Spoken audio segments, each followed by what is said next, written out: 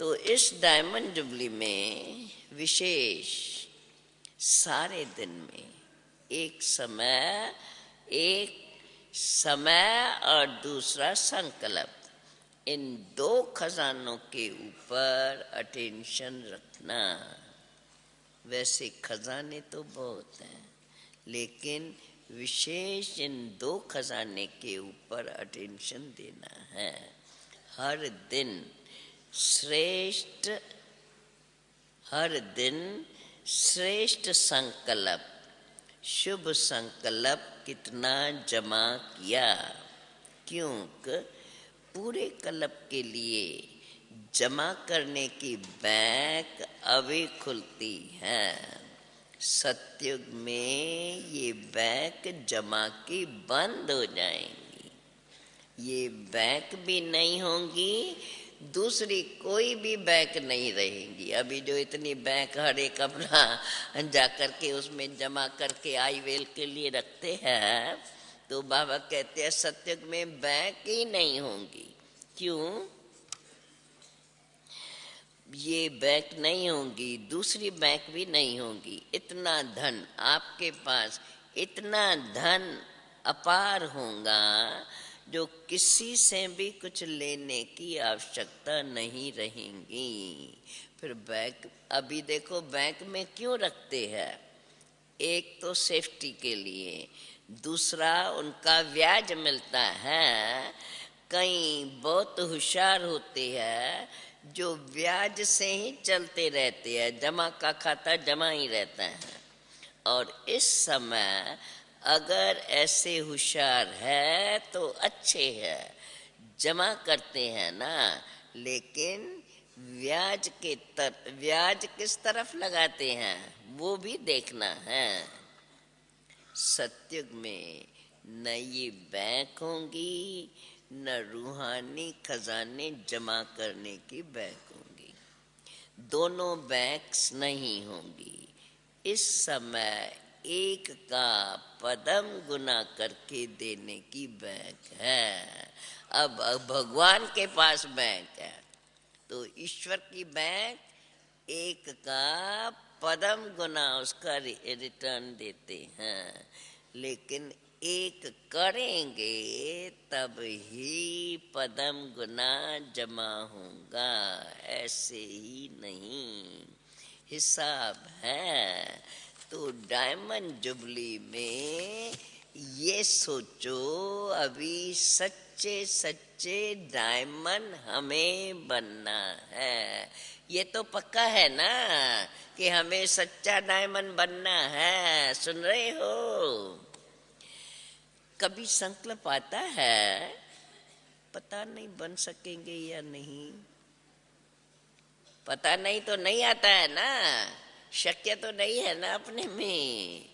तपस्या करनी पड़े, निर्माण बनना पड़े, कुछ भी हो जाए, ये रखो, ये अपने को समझाओ।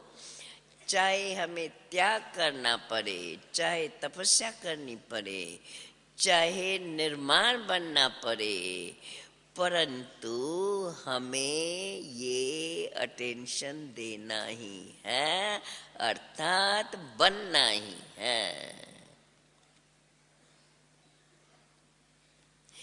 इसमें अटेंशन देना पड़ेगा। अब इसके लिए कौन सा अटेंशन? पहला ये मैं शब्द है बहुत पुराना, लेकिन आजकल ये बहुत रायल रूप का मैं हो गया है। मैं शब्द समाप्त हो, भाषा में भी बाबा बाबा शब्द आ जाए। कहने में देखो कितनी साधारण बात है। मैं योग्य हूँ ना, ये बाबा बताते हैं क्या क्या हम बोलते हैं जिसको हम समझ नहीं पाते हैं कि ये नहीं बोलना चाहिए। अब क्या बोलते हैं? मैं तो योग्य हूँ ना, फिर मुझे योग्य होते भी ये सैल्वेशन अथवा सेवा क्यों नहीं मिलती है? उस प्रमाण जितनी मेरी योग्यता है उसी प्रमाण ही तो मुझे सेवा मिलनी चाहिए। अभी बाबा कहते हैं मैं योग्य हूँ, मैं करती हूँ, ये राइट है? बाबा पूछते हैं हमसे। अभी जब बाबा ने कहा तो उस समय सुनने में ये राइट है? करते तो हो ना, फिर क्यों नहीं कहें करती तो हूँ? मैं रॉन्ग हूँ राइट हूँ कहने में तो आएगा ना। मैं करती हूँ, आप नहीं करते हो। करता बाबा है। बाबा कहते हैं आप नहीं करते हो, मैं करती हूँ। ये इसके बदले बाबा करते हैं, ये याद रखो। तो बाबा समझा रहे हैं हमके, आप नहीं करते हो कोई भी अच्छी सेवा, करते आप है, लेकिन बाबा तुम्हारे से कराता है। कराता बाबा है, वो बाप है करन करावनहार, लेकिन करनहार तुमको बनाया है। तो मैं कहना रॉन्ग क्यों हुआ? वैसे जब मैं शब्द भी प्रयोग करते हो, वास्तव में मैं शब्द किससे लगता है? वास्तव में अगर हमें आत्मा का अभ्यास है, बाबा आगे ये कहना चाहते हैं, वास्तव में अगर आत्मा का अभ्यास है तो बाबा हमें रियलाइज करा रहे हैं वास्तव में मैं शब्द किससे लगता है? आत्मा से या शरीर से? मैं कौन? मैं आत्मा हूँ, शरीर तो नहीं है ना। तो अगर देही अभिमानी बनकर मैं आत्मा हूँ, इस स्मृति से मैं शब्द यूज करते हैं तो राइट है। तो जब इस स्मृति से बोलेंगे तो ये नहीं कहेंगे मैं तो बहुत अच्छा करती हूँ, लेकिन मैं शब्द बॉडी कॉन्शियस के रूप में अगर यूज करते हैं तो रॉन्ग है। सारे दिन में ये मैं शब्द बहुत आता है और आना ही है। तो ये अभ्यास पक्का करो, जब भी मैं शब्द कहते हो तो याद रहे मैं कौन? वास्तव में मैं हूँ ही आत्मा। शरीर को तो मेरा कहते हैं। तो मैं शब्द अगर आत्म अभिमानी बनकर बोलेंगे तो आत्मा को तो बाप सुत याद आएगा, कहने की भी जरूरत नहीं पड़ेगी। हूँ ही मैं आत्मा, ये अपने को अभ्यास पक्का डालो। जैसे ये अभ्यास उल्टा हो गया है और ये मैं नेचुरल हो गया है, बॉडी कॉन्शियस की मैं नेचुरल हो गया है, तो जब मैं शब्द बोलते हो तो आपको अपना नाम रूप स्मृति में आ जाता है। मैं कौन हूँ? मैं फलानी हूँ।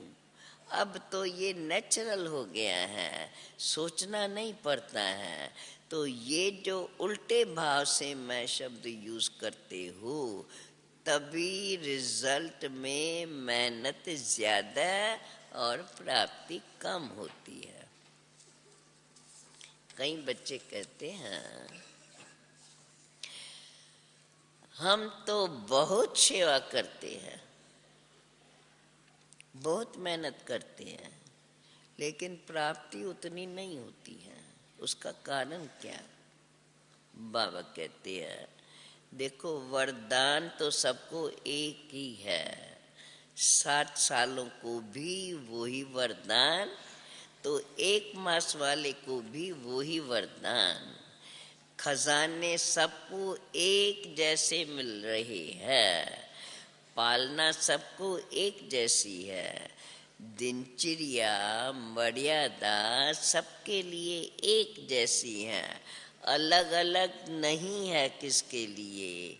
ऐसे तो नहीं विदेश की मर्यादाएं अलग है और इंडिया वालों की मर्यादाएं अलग हैं। थोड़ा थोड़ा अंतर है, नहीं है। तो जब सब एक है, फिर किसको सफलता मिलती है, किसको कम मिलती है, क्यों? इसका कारण क्या? बाबा मदद कम देता है क्या? किसको ज्यादा देता है, किसको कम देता है? ऐसे है? नहीं। जब ऐसा नहीं है तो फिर क्यों फर्क पड़ता है? मतलब क्या हुआ कि अपनी गलती है। या तो बॉडी कॉन्शियस वाला मैंपन आ जाता है, या कभी कभी जो साथी है उन्हों के सफलता को देख करके ईर्ष्या आ जाती है। उस ईर्ष्या के कारण जो दिल से सेवा करनी चाहिए वो केवल दिमाग से करते हैं, परंतु दिल से नहीं। और सेवा का फल तब मिलता है जब दिल से सेवा करते हैं। कई बार बच्चे दिमाग यूज करते हैं, लेकिन दिल और दिमाग दोनों मिलाकर नहीं करते हैं। दिमाग मिला है, उसको भी कार्य में लगाना है, परंतु सिर्फ दिमाग नहीं। जो दिल से करते हैं, तो दिल से करने वाले बाबा ही दिल में है। तो जैसे कि बाप की याद में सदा रहते हैं। सिर्फ दिमाग से करते हैं तो थोड़ा टाइम दिमाग में याद रहेगा, हाँ बाबा ही कराने वाला है। लेकिन कुछ समय के बाद फिर वो ही देवान का मैंपन आ जाएगा। इसलिए दिल और दिमाग दोनों का बैलेंस रखो। बाबा कहता है, अब सुनाया ना, शिव जयंती में डायमंड जुबली में क्या करना है? विशेष बचत का खाता जमा करो। ऐसे नहीं कि सारा दिन मेरे से कोई ऐसी बात नहीं हुई, किसको दुख नहीं दिया, खाली ये चेकिंग नहीं, चलो भाई आज सारा दिन मेरा अच्छा, मैंने किसको दुख नहीं दिया, किसी से मेरी खिटपिट नहीं हुई, अर्थात कुछ गंवाया नहीं। ये तो अच्छी बात है, गंवाया नहीं, लेकिन जमा क्या किया और कितना जमा किया? सेवा भी की तो अपनी रूहानियत से सेवा में सफलता प्राप्त की, वह सफलता जमा की तो सेवा में समय लगाया, ये तो अच्छी बात की, लेकिन सेवा किस विधि से की?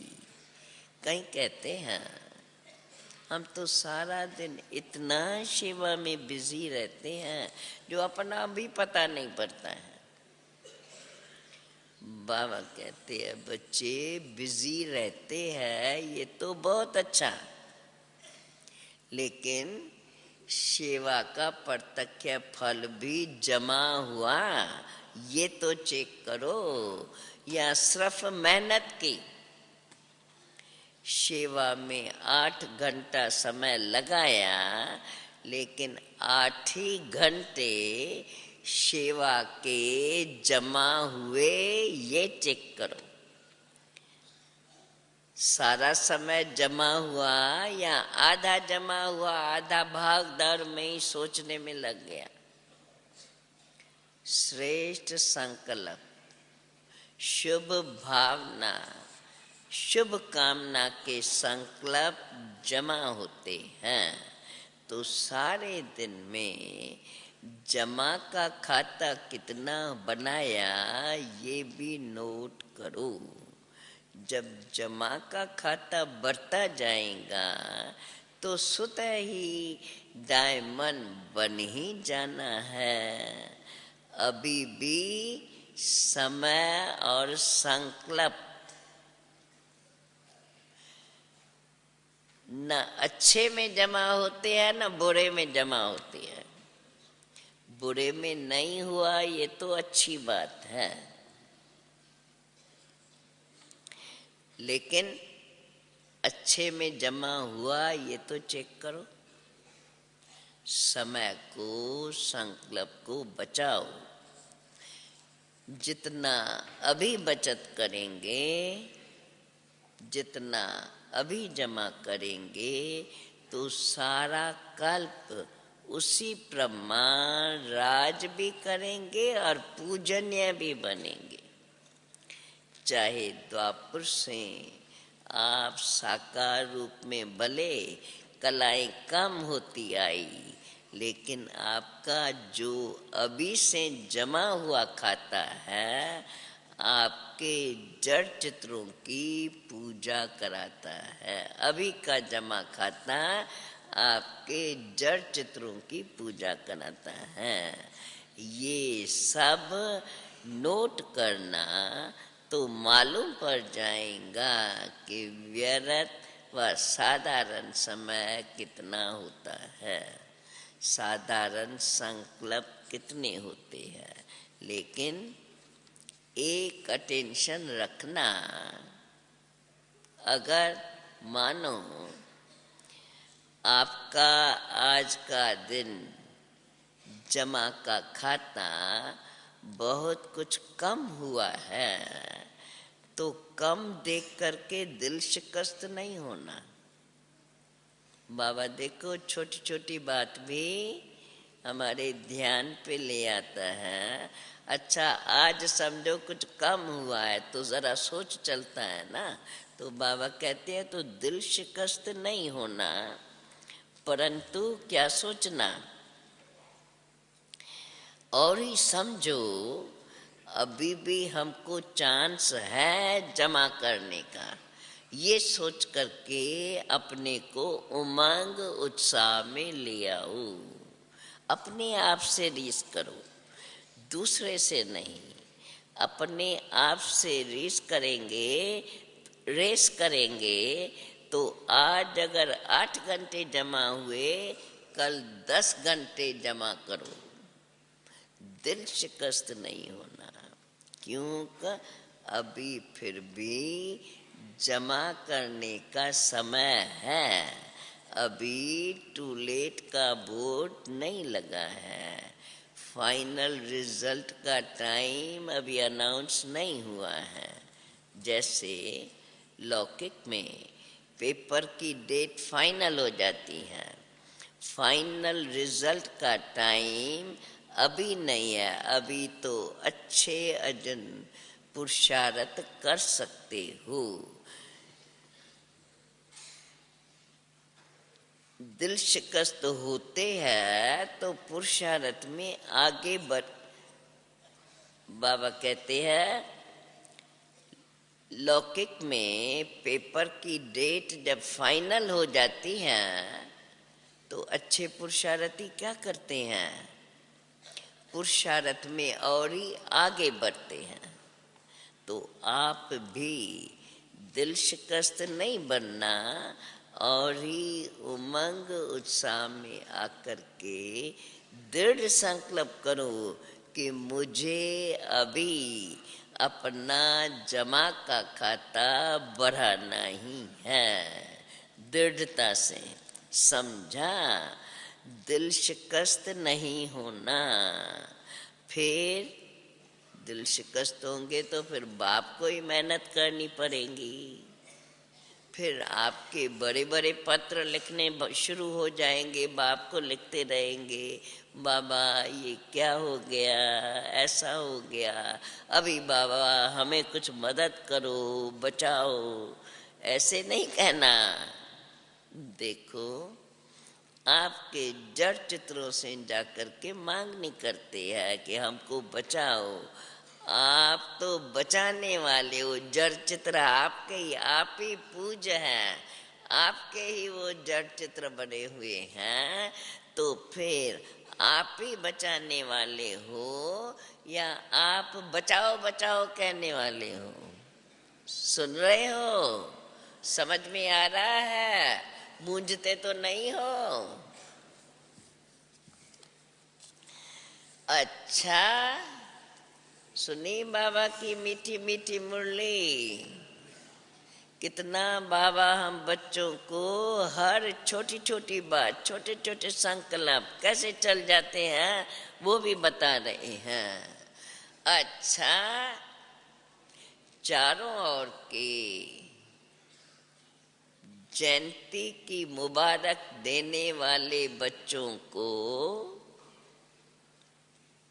सदा बाप के साथ साथ रहने वाले कंबाइंड रूपधारी बच्चों को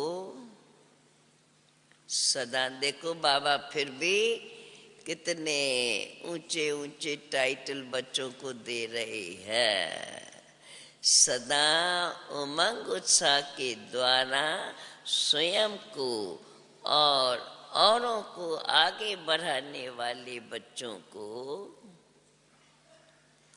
चारों और की सेवा में आगे बढ़ने वाले सच्चे सेवादारी बच्चों को बाप दादा के पदम पदम पदम गुना मुबारक हो। याद प्यार के साथ बाप भी बच्चों की मुबारक याद प्यार स्वीकार कर रहे हैं। बाबा स्वयं ही बता रहे हैं, आपका भी याद प्यार, बच्चों का भी याद प्यार बाप स्वीकार कर रहे हैं। बाप देख रहे हैं, सभी तरफ मुबारक मुबारक के दिल के गीत बज रहे हैं।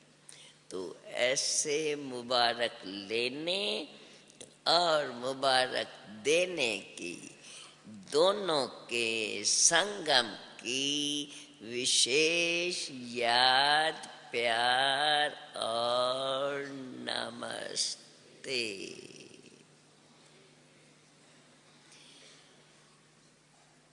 आज का वरदान,